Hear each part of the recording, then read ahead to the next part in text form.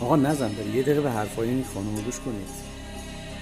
یه سوال، مردها از کدوم سیاره اومدن؟ نمیدونی؟ منم نمیدونم، ولی از هر کجا اومدن خیلی خوش اومدن. درست حافظشون کوتاه مدت و زود یادشون میره، اما جنس قلبشون مخملیه. دنیا به این محکمهای مقتدر و اخمهای خوشقلب نیازمنده، چرا که اگه نبودن کی میخواست این همه حس خواستنی بودن به جنس زن بده؟ کی میخواست خریدار این همه ناز و دلبری زن باشه؟ روزتون مبارک اخمهای خوشقلب، مقتدرهای محکم، مغرورهای جذاب.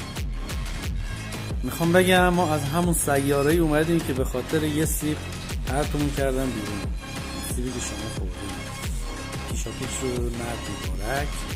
لطفا پیج ما رو فالو کنید، اون زنگوله رو بزنید، نظراتتون هم توی کامنت ها بگید.